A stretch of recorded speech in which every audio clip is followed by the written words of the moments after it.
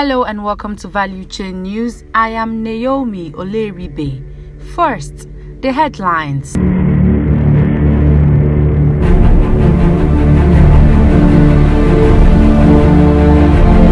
Federal government urges Shell, Chevron orders to permit third-party transportation of gas. NUPENG advocates for clear policy direction on LPG development. Dangote to complete refinery by December. And now, the news in detail.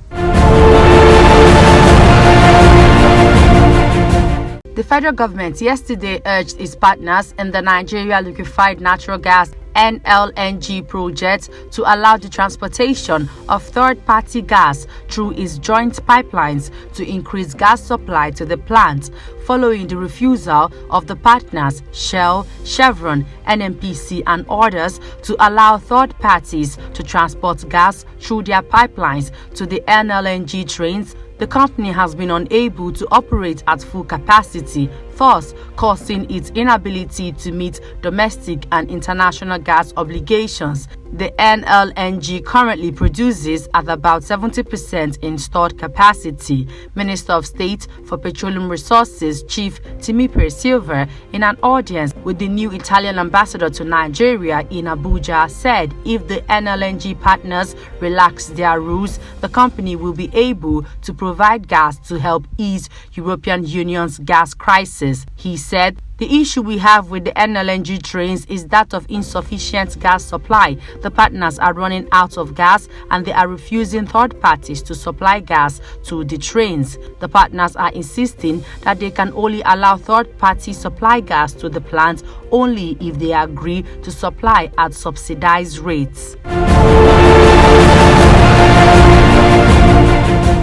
The National Union of Petroleum and Natural Gas Workers (NUPENG), through the Liquefied Petroleum Gas Retailers Association (LPGAR), has called on the federal government to come up with clear policy direction for the development of the liquefied petroleum gas (LPG) in the country to forestall continued rise in the price of the product. LPGAR, a branch union of NUPENG, maintained that the LPG, also known as cooking gas, is a clean energy and has been embraced by low-income earning Nigerians, saying the government must come out with a clear policy direction to drive its growth. A statement by the association, signed by its chairman Chika Michael Umudu, decried the rising cost of LPG, adding that the product as a clean energy has steadily been embraced by low-income earning Nigerians in the last 7 years against previous years when it was seen as a preserve of the rich. Dangote's 650,000 barrels per day oil refinery being built in Nigeria is due to begin production by the fourth quarter of 2022, Group Executive Diva Kuma Edwin said on Sunday. 75% hydraulic testing as well as 70% of electrical cable fitting have been completed preparatory to the completion of the refinery in the fourth quarter of the year. Edwin said during a site tour with Nigeria's Information Minister Lai Mohammed. The refinery, being built at the cost of $19 billion in Lagos, has 4.74 billion liters storage capacity, Edwin said, adding that 75% of products will be moved by sea within Nigeria. Chairman of the Dangote Group, Mr. Aliko Dangote, said recently that he expects the refinery project to begin production by the end of the third quarter and reach full capacity by early 2023.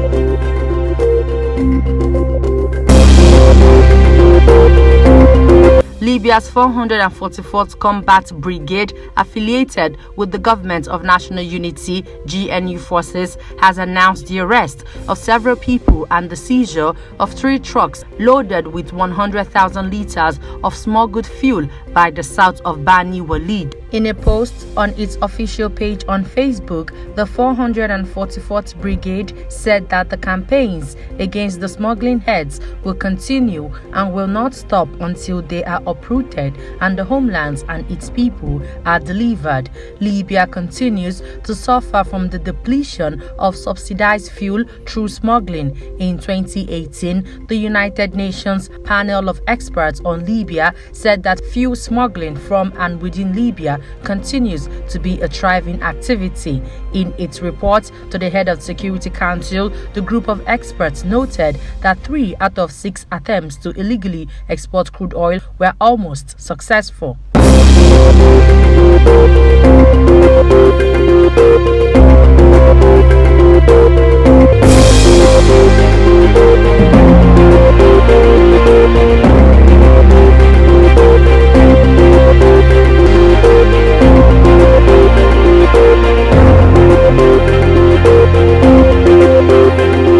The Maritime and Port Authority of Singapore, which oversees the world's biggest marine refueling hub, said it is investigating the suspected contamination of bunker fuel supplied to several ships in the port and had ordered supply of the barge to be halted. At least 14 ships that received tainted high-sulfur fuel oil (HSFO) from Singapore suffered loss of power and engine problems. Veritas Petroleum Services (VPS) said late last week, "We detected contamination in 34 fuel samples and we are aware of 14 vessels that have suffered damages."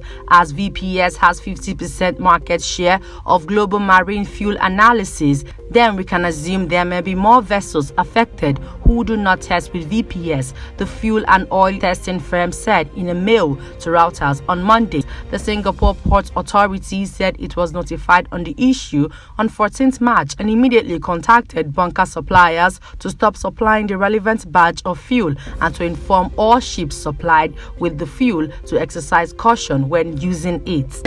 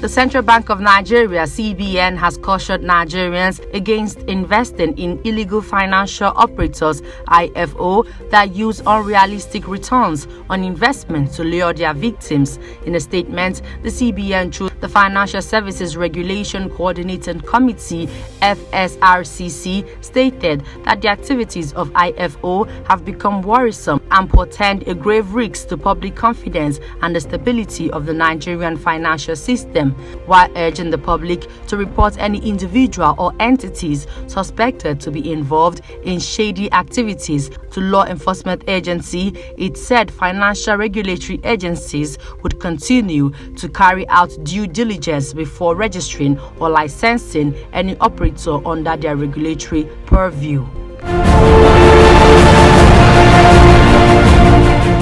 Before we end the news, here's a recap of our headlines. Federal government urges Shell, Chevron orders to permit third-party transportation of gas. New Peg advocates for clear policy direction on LPG development.